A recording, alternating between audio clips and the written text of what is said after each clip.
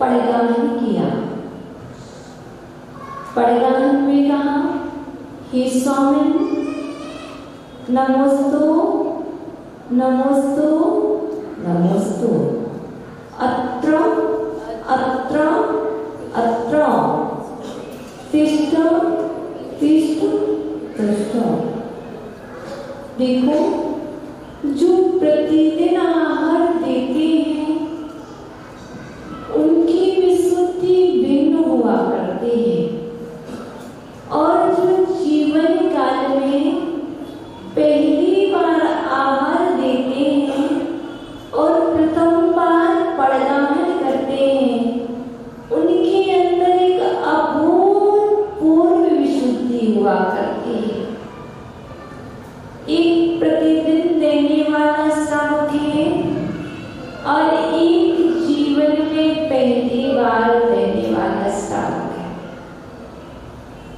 दोनों की विशुद्धि को यदि मापा जाए तो जो जीवन में पहली बार आहार दान दे रहा है उसकी विशुद्धि बहुत अधिक होगी, उसके परिणामों की निर्मलता सभी से भिन्न होगी। इसी तरह एक श्रावक श्रेष्ठ है। एक नव दंपत्ति पूज्य मुनिवर का पड़गाहन करता है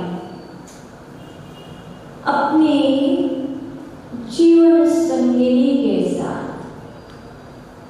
और बहुत मधुर स्वर में पड़गाहन करते, हे स्वामिन, नमोस्तु नमोस्तु नमोस्तु, हे स्वामिन, अत्र अत्र अत्र।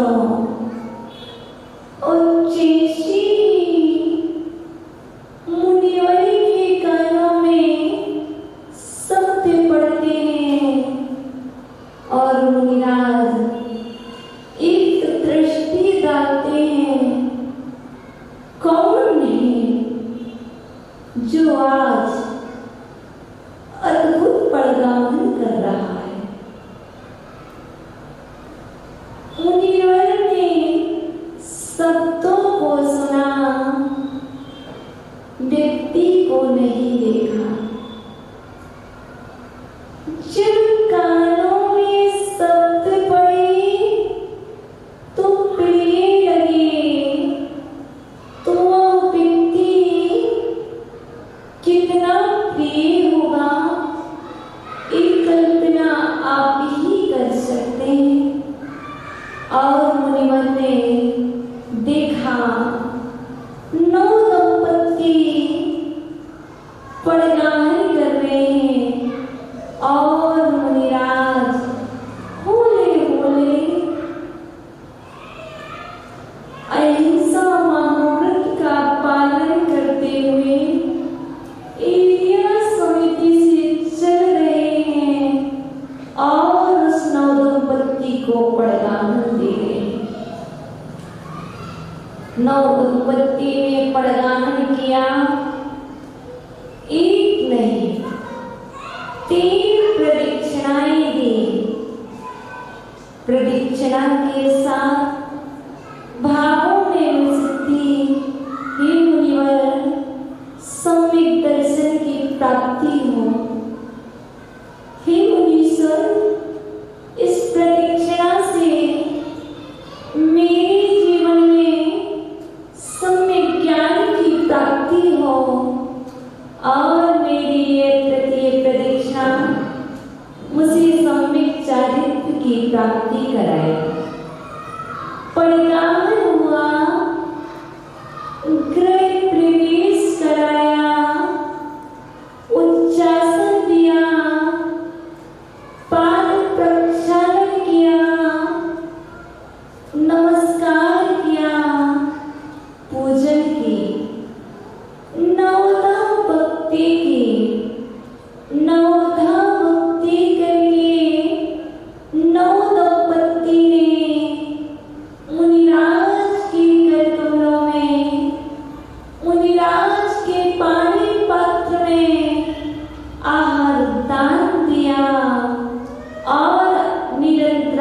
आहार करवाया। जैसे दिगंबराचार्य मुनिवर का आहार पूर्ण हुआ, मुनीश्वर घर से बाहर निकले और इससे पूर्व ही नव दंपति ने अपने द्वय कर कमलों को जोड़ा और गवासन से बैठकर, हे मुनीश्वर, नमोस्तु, मुझे जीवनदायिनी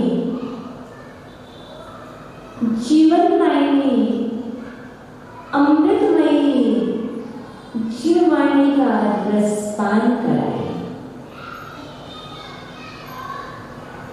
नव दंपति ने आहार दान दिया।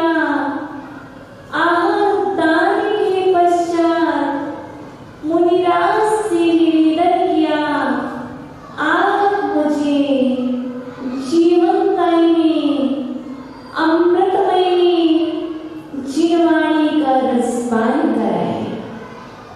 और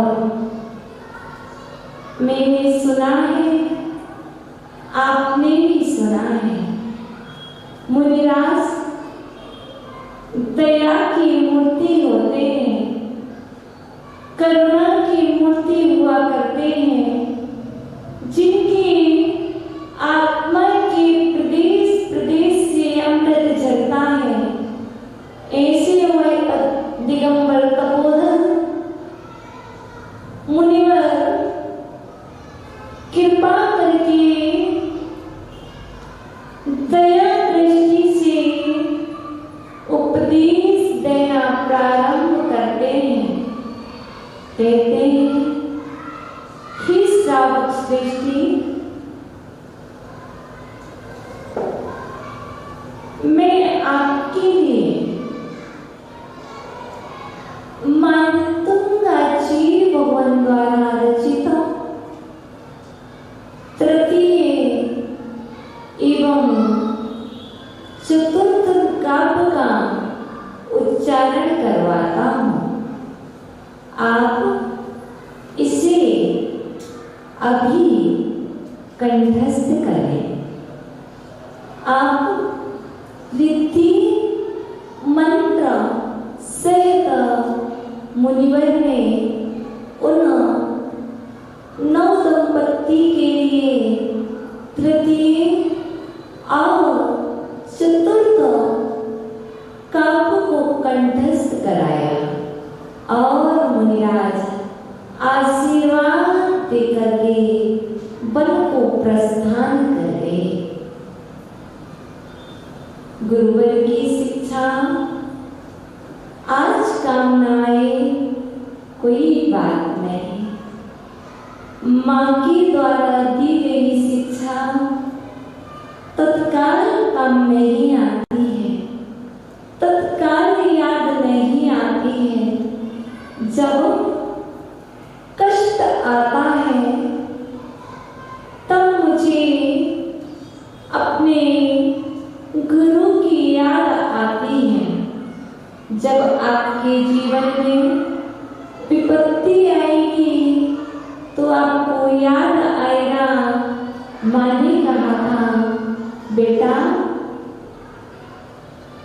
सभी पर विश्वास नहीं करना। मित्र भी शत्रु हो सकता है और शत्रु मित्र हो सकता है।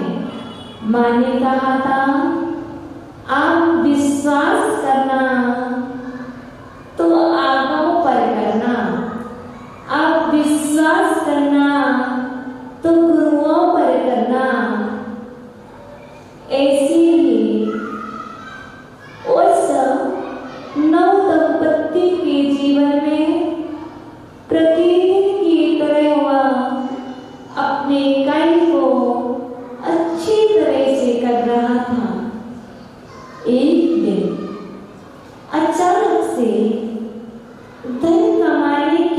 उद्देश्य से नव दंपत्ति के लिए अपने देश से बाहर जाना हुआ। जहाज में बैठा और तूफान तीव्र था, लहरें उतार पर थी, जहाज डूबने को था।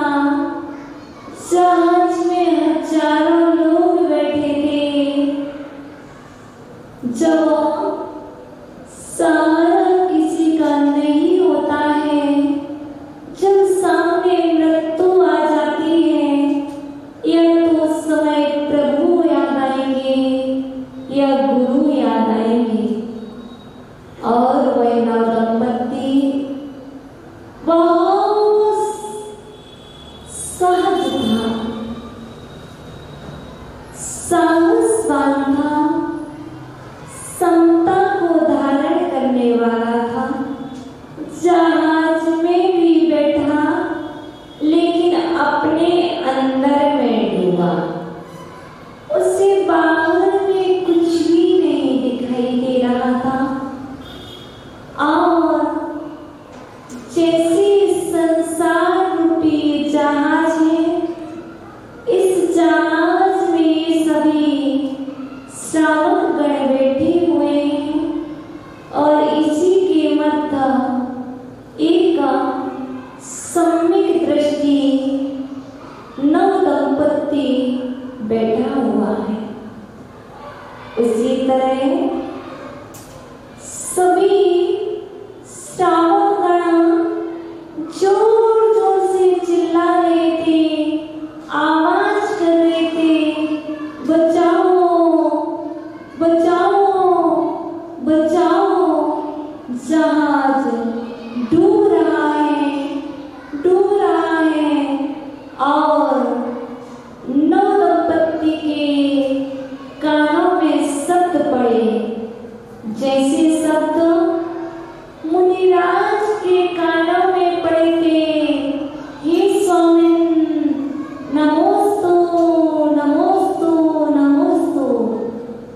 वैसे ही शब्द जहाज में बैठे हुए श्रावकों के करुणामयी शब्द उस श्रावक सृष्टि नव दंपत्ति के कानों में पड़े, बचाओ बचाओ, मृत्यु से बचाओ। और वह नव दंपत्ति जहाज में है, उसके कानों में शब्द पड़ते हैं, ओहो जहाज डूबने को है, जीवों के प्राण संकट में है, क्या करूं? याद आया मैंने जीवन में एक बार आहार दान दिया था और आहार दान के तत्पश्चात मुझे गुरुवर ने जीवन दायिनी एक शिक्षा दी थी। जब कष्ट आए तब मुझे याद करना, जब तक कष्ट न आए तब तक आप अपने जीवन का अपने रीति से पालन करना। जैसे मेरे पूज्य गुरुदेव कहते हैं, बेटा मुझे याद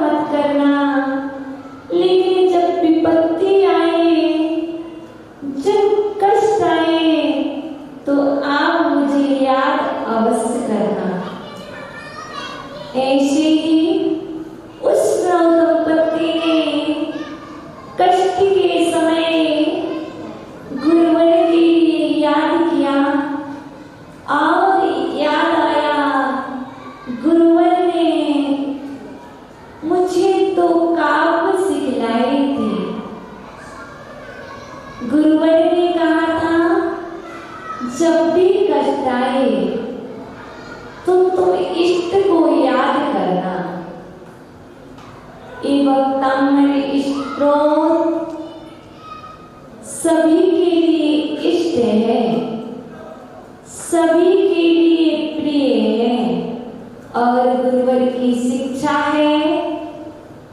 तो उस नव दंपत्ति ने तृतीय और चतुर्थ काव्य का स्मरण किया।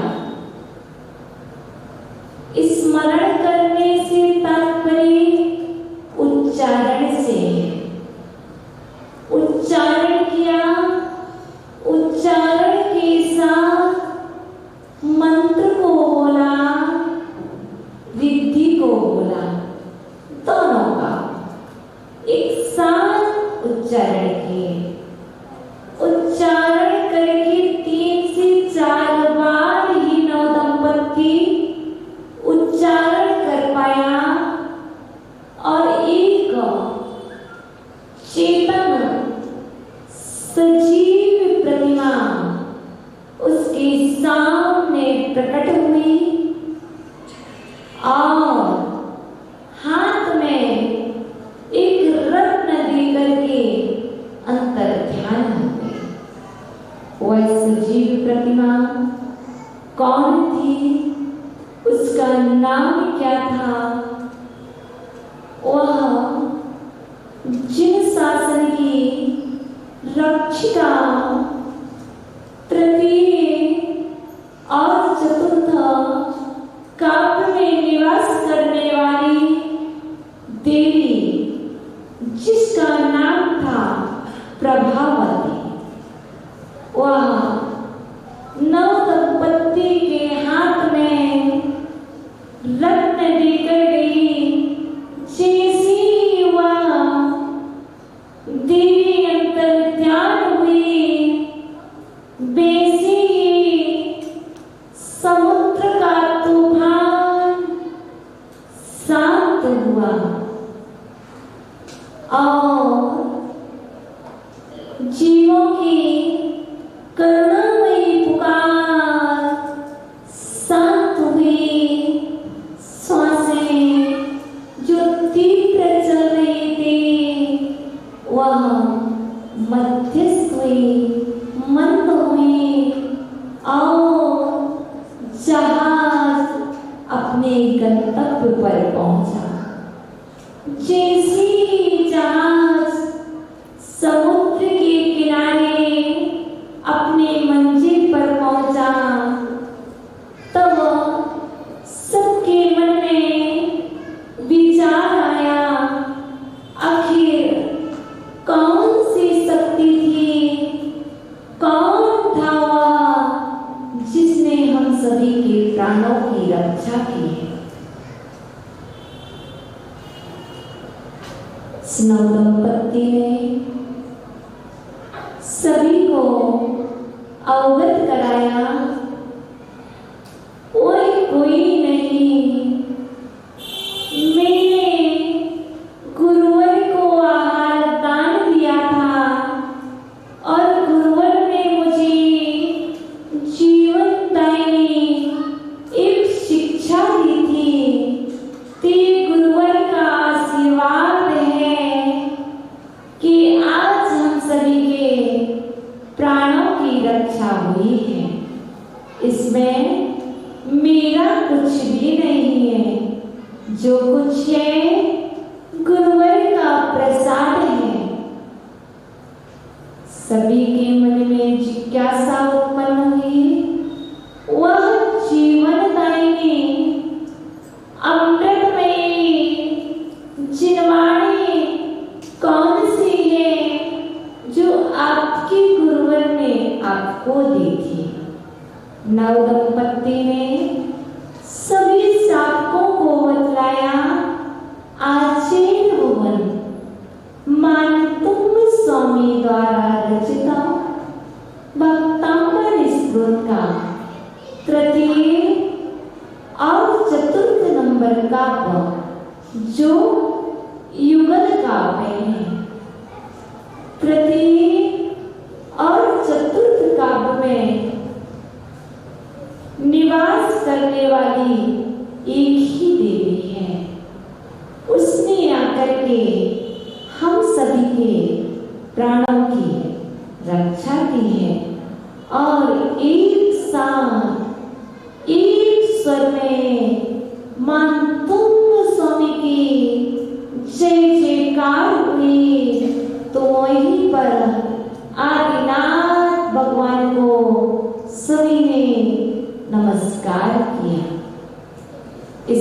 काव्य से मुझे मात्र यदि कोई शिक्षा लेना है तो वह शिक्षा है लघुता की अभिव्यक्ति।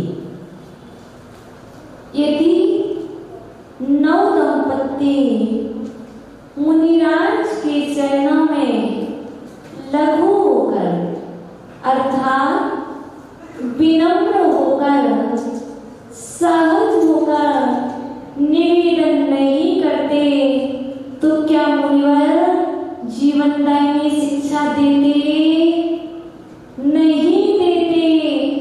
जिसके अंदर जितनी लघुता होगी वह अपने जीवन में उतने उच्च शिखर को प्राप्त करेगा। विनयवान व्यक्ति जीवन में उच्च शिखर पर पहुंचता है। जीवन की कुछ प्राप्त करना है। प्राप्त करने को तो बहुत कुछ है। मैंने पूज्यपाद देव को पढ़ा है और पूज्यपाद देव के द्वारा रचित इष्टोपदेश ग्रंथराज गुरुवर के श्रीमुख से मैंने सुना है। पूज्य गुरुवर कहते हैं, बच्चों ध्यान से सुनना। पूज्य गुरुवर कहते हैं आपके समक्ष लेफ्ट साइड चिंतामणि रत्न है और राइट साइड कांच का टुकड़ा है। आपके पास दोनों है। एक साइड चिंतामणि रत्न है और एक साइड कांच का टुकड़ा है। अब आप दोनों में से क्या स्वीकार करोगे? बहुत समझदार बालक हैं और बालिकाएं हैं जो कह रहे हैं यदि मेरे जीवन में दो रत्न होंगे, एक चिंतामणि और एक कांच का टुकड़ा, देखने में दोनों सेम है। कांच भी सेम है और चिंतामणि रत्न भी सेम है। लेकिन यदि मुझे ज्ञात होगा तो मैं चिंतामणि रत्न को ही स्वीकार करूंगा। तो वैसे ही उस नव दंपत्ति ने गुरुवर के चरणों में उस चिंतामणि रत्न तुल्य गुरु की शिक्षा को स्वीकार किया था। उसे नहीं मालूम था कि मुझे ये शिक्षा एक बार अवश्य काम आएगी।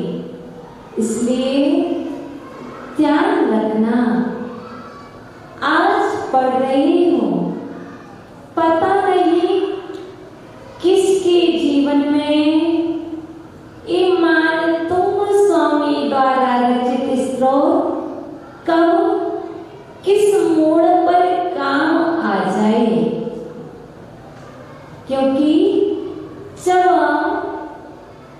डॉक्टर के पास होते हो, जब डॉक्टर हाथ खड़े कर देता है मेरे हाथ में नहीं है, तब मात्र यदि कोई आता है तो परमात्मा याद आता है। डॉक्टर कह देता है अब केस मेरे हाथ में नहीं, अब तो ऊपर वाला जाने।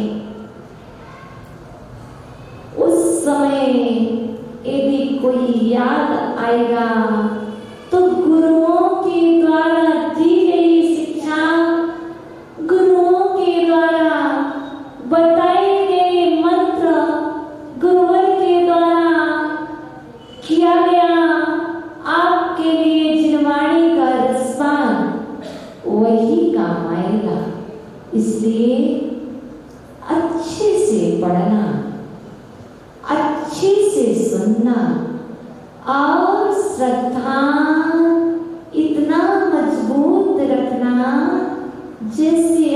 आपको मालूम है कि जहर को खाने से प्राणों का वियोग हो जाता है। आपको मालूम है, ऐसे ही ध्यान रखना, श्रद्धा रखना, भक्तामृत स्त्रोत का पाठ करने से सब कुछ संभव है। जो अभी तक नहीं मिला, जो लिखा है वैसा होता है। जो गुरुओं ने जिन वाणी में कहा है वो सत्य है, यथार्थ है। विश्वास रखना, कहीं मेरी ही कमी होगी, उस कमी के द्वारा मैं प्राप्त नहीं कर पा रहा हूँ। देखो, सनपेट बल्ब किसने बनाया था? कौन सा साइंटिस्ट था जिसने सनपेट बल्ब बनाया था? नहीं पता? तो सनपेट बल्ब बनाने वाले साइंटिस्ट ने एक बार में बल्ब नहीं बनाया,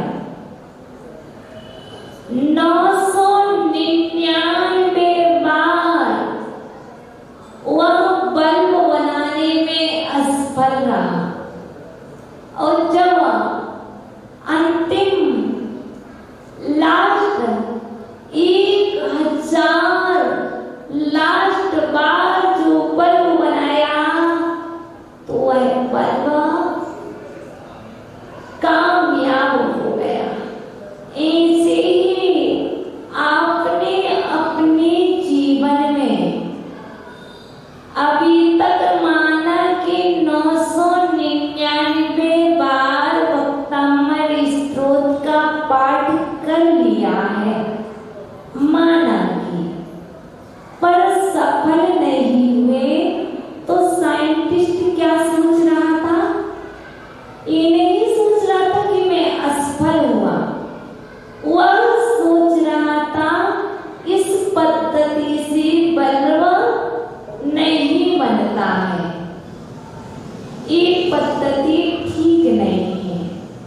ऐसे ही यदि आप सफल नहीं हुए तो यही सोचना, अभी तक का पाठ करने की जो पद्धति है वह मेरी सम्यक नहीं है। अभी तक की मेरी उच्चारण करने की, क्रिया करने की, विधान करने की, अनुष्ठान करने की, जपमाला करने की पद्धति सम्यक नहीं है, इसलिए मैं सफल नहीं हो रहा हूँ। ये अश्रद्धा पैदा मत करना कि भक्तामृत स्त्रोत से कुछ नहीं होता है, क्योंकि ये तो आपको पूर्व में बतला ही दिया है कि आचार्य भगवान तुंग स्वामी ने एक बार पाठ किया और उनके 48 ताले टूट गए, और आप 48 बार भी पाठ करते हो और आपका एक ताला भी नहीं खुलता है। तो इससे सिद्ध तो हो रहा है कि पद्धति मेरी सही नहीं है, मन की परिणति सही नहीं है, विचारों की परिणति सम्यक नहीं है, तो बाहर में कार्य भी नहीं होगा। भाव शुद्ध रखो, परिणाम निर्मल रखो, श्रद्धा पूर्ण रखो, शास्त्र के अनुरूप कार्य करो। जिन वाणी में जो कुछ लिखा है सत्य कहा है। देखो, हमने मूलाचार पढ़ा है, तुमने मूलाचार का नाम सुना है। मूलाचार में लिखा है, साधु एक बार भोजन करते हैं, हाथों से केश लॉन्च करते हैं, पेट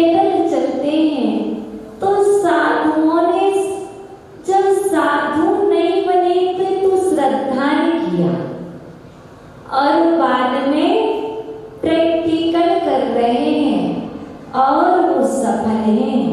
इसी तरह तुम भी भक्तमल स्रोत पर श्रद्धा करो, सफल अवश्य होगे। यदि किसी को नजर लग जाए, किसी को नजर लग जाए, बुरी नजर लग गई है, क्या करोगे? 3 नींबू लोगे, 4 मिर्ची लोगे और गिट पर लगाओगे। आचार्य भगवान कहते हैं ये आवश्यक नहीं है। तुम तो तुम स्वामी के तृतीय काव्य का सहारा ले लो, नजर नहीं लगेगी। एक बार काव्य पढ़ो, सुबह सुबह उठते ही भक्तमल स्रोत का पाठ करो, सारी नजर दूर हो जाएगी। तो कहा तुम्हारे पास समय नहीं है, समय का अभाव है, तो आप तृतीय काव्य को पढ़ो, मंत्र का जाप करो, रिद्धि को बोलो और प्रस्थान कर जाओ। अब आवश्यक नहीं काजल आंचले की, अब आवश्यक नहीं गिट पर नींबू लगाने की। मंत्र है ओम भीम श्रीं क्लीं, बोलेंगे ओम भीम श्रीं क्लीं, ओम भीम श्रीं क्लीं, बोलो ओम भीम श्रीं क्लीं, ओम भीम श्रीं क्लीं। याद हो गया? आगे याद कराएं। सिद्धिभ्यो ओम ह्रीं श्रीं क्लीं, सिद्धिभ्यो बुद्धिभ्यो सिद्धिभ्यो बुद्धिभ्यो सिद्धिभ्यो बुद्धिभ्यो ओम ह्रीं श्रीं क्लीं, सिद्धिभ्यो बुद्धिभ्यो बोलो ओम ह्रीं श्रीं क्लीं, सिद्धिभ्यो बुद्धिभ्यो सर्वसिद्धि दायिकेभ्यो, सर्वसिद्धि दायिकेभ्यो नमः। ओम ह्रीं श्रीं क्लीं, सिद्धिभ्यो बुद्धिभ्यो सर्वसिद्धि दायिकेभ्यो नमः। ओम ह्रीं श्रीं क्लीं, सिद्धिभ्यो बुद्धिभ्यो सर्वसिद्धि दायिकेभ्यो नमः। ओम ह्रीं श्रीं क्लीं, सिद्धिभ्यो बुद्धिभ्यो सर्वसिद्धि दायिकेभ्यो नमः। याद हो गया? नजर ना लग जाए, नजर ना लग जाए, और लगी हो तो उतर जाए। नजर यदि लगी हो तो उतर जाए, जिसकी लगी हो उसके पास पहुंच जाए। जिसकी नजर लगी हो उसकी नजर उसके पास पहुंच जाती है। अब मासी कहना गंधक लोहान उतारने की आवश्यकता नहीं है। अब नींबू उतारने की आवश्यकता नहीं है, मिर्ची लगाने की आवश्यकता, काव्य तो तुम्हें याद ही है, मंत्र तुम्हें याद नहीं था तो याद करा दिया। और रिद्धि है ओम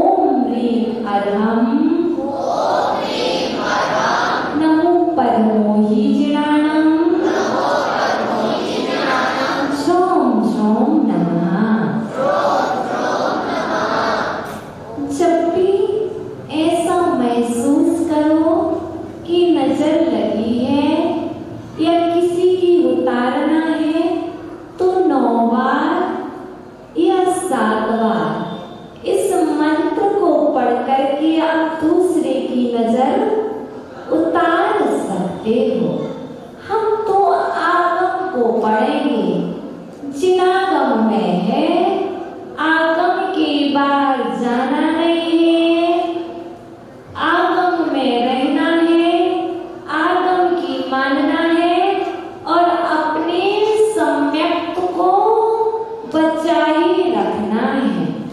इसलिए आप इस काव्य के मंत्र को और रीति को हमारे छोटे छोटे बालक एवं बालिकाएं, छोटे छोटे भाई बहन इसको याद कर लेंगे, है ना।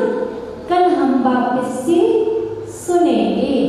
तो इस काव्य के माध्यम से आपको बतलाया बुरी नजर नहीं लगती है, यदि लगी हो तो पलायन कर जाती है। इस काव्य की भी कोई साधना करना चाहे तो वह 7 दिन में पूर्ण कर सकता है। इस काव्य की साधना के लिए श्वेत वस्त्र अनिवार्य है। दिशा वायव्य दिशा, आसन पद्मासन और चौकी पर घी का दीपक। यूं तो आपको बताएं, प्रत्येक काव्य में भी यदि आप घी का दीपक लगाते हैं तो अशुद्ध वर्गणाएं दूर हो जाती हैं। और माला, गुलाब के फूल इत्यादि रख करके 108 बार इस मंत्र का, रिद्धि का और काव्य का जो पाठ करता है, कैसी भी बुरी नजर हो, कैसी भी दृष्टि लगी हो, किसी भी प्रकार की हो, उस 7 दिन में वापस से वहीं चली जाएगी। अब कहीं पर भी हाथ फैलाने की आवश्यकता नहीं है। हमने आपको क्लास में बतला दिया है। आप हमारे पास ऊपर आएंगे, पूछेंगे तो हम नहीं बताएंगे, क्योंकि हम मंत्र तंत्र की ज्ञाता नहीं है। हम तो गुरुदेव ने जो आगम में पढ़ाया है, जो शास्त्रों में वर्णित है, जो लिखा है, आपको क्लास के माध्यम से अवगत कराएंगे और आप अपने अनुरूप, आप अपने आवश्यकता अनुरूप पठन पाठन कर सकते हैं। इस उद्देश्य से इन श्रावकों की शांति के लिए ये शिविर का आयोजन है कि ये उधर उधर ना भटके, मिथ्यात्व में ना अटके, सम्यक्त से ना भटके। इस उद्देश्य को लेकर के आपको भक्तांबर स्त्रोत का यथार्थ स्वरूप अवगत करा रहे हैं। तो चलिए अब हम और आप लघुता की अभिव्यक्ति तृतीय काव्य को जाने, शुद्ध पढ़ने का अभ्यास करें। बुद्ध्या विनापि विबुधार्जिता पादपीठा स्तुतुं समुद्यता मतिरा वितत्रपोहं बालं विहाय जल संस्थिता मृत्युबिंब मन्यः कैच्छति जनः सहसा ग्रहीतुं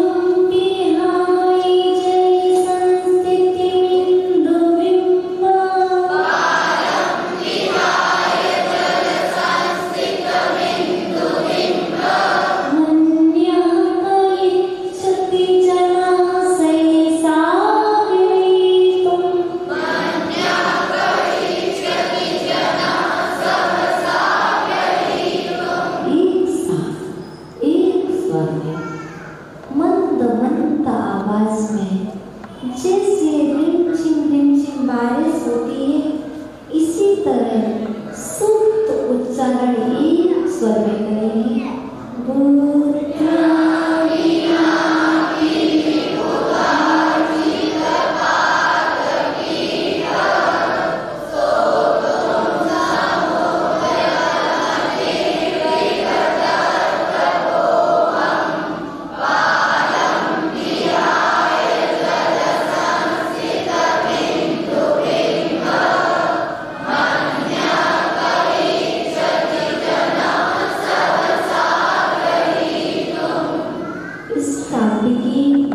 बड़ी विशेषता है।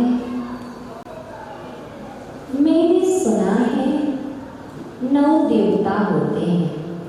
आपने सुना? हाँ, 9 देवता पूजनीय होते हैं, अर्चनीय होते हैं, नमस्करणीय होते हैं। लेकिन यहाँ पर एक विशेष बात बतलाओ, क्या है वो? विमुद्धार्चित पाद पीठा। मान तुम स्वामी आसन को भी पूजित बतला रहे हैं। क्या यहाँ पर एक जो विशेषता है इस काव्य की, तो जो सिंहासन है, जो आसन है, जो पाद पीठ है, जो चरण रखने का आसन है, वह भी देवों के द्वारा पूजित है। तो बतलाओ, मनुष्य लोक के देव आसन पूजनीय है कि नहीं है? बराबर। मान तुम स्वामी कह रहे हैं, तो जो सिंहासन है वह भी पूजनीय है। किसका? जिनेंद्र देव का, गुरुदेव का, पंच परमेष्ठी का आसन भी पूजनीय है। विमुद्धार्चिता तृतीया विभक्ति, देवों के द्वारा पूजिता पाद पीठा। पाद में चरण रखने का, पीठ आसन। देवों के द्वारा पूजिता चरण रखने का आसन, ऐसे जिनेंद्र देव। ठीक है? विगतत्रमः लज्जा रहित अहम मैं। यहाँ पर भावार्थ समझ लें तो यहाँ पर आचार्य बोल कह रहे हैं, हे जिनेंद्र देव, जिस तरह लज्जा रहित अबोध बालका जल में पड़े हुए प्रतिबिंब को पकड़ने की इच्छा करता है। बच्चों, हे जिनेंद्र देव, जिस तरह लज्जा रहित बालक जल में पड़े हुए चंद्रमा के प्रतिबिंब को पकड़ने की इच्छा करता है, उसी तरह लज्जा रहित में बुद्धि के बिना भी आपकी स्तुति करने तैयार हुआ हूँ, स्तुति करना चाहता। और शॉर्ट में बताइए, हे भगवान, जिस प्रकार अबोध बालक चंद्रमा के प्रतिबिंब को पकड़ना चाहता है, उसी तरह मैं बुद्धि के बिना भी आपकी स्तुति करना चाहता हूँ। बराबर। एग्जाम्पल, जैसे पुस्तक पढ़नी आती नहीं और तत्पार्थ सूत्र याद करने की इच्छा है। पुस्तक पढ़नी आती नहीं, पुस्तक पढ़नी आती नहीं है बालकों को, और तत्पार्थ सूत्र याद कर रहे, शब्दों को मिलाना आता नहीं, शब्दों को सुन सुन करके तत्पार्थ सूत्र को याद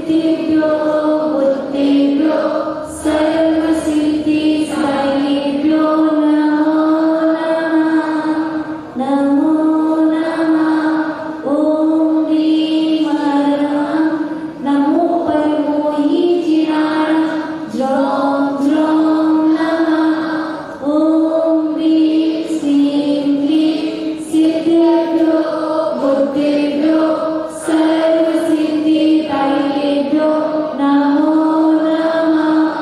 ॐ ह्रीं श्रीं क्लीं सिद्धेभ्यो बुद्धिभ्यो सर्वसिद्धिदायिकेभ्यो नमो नमः।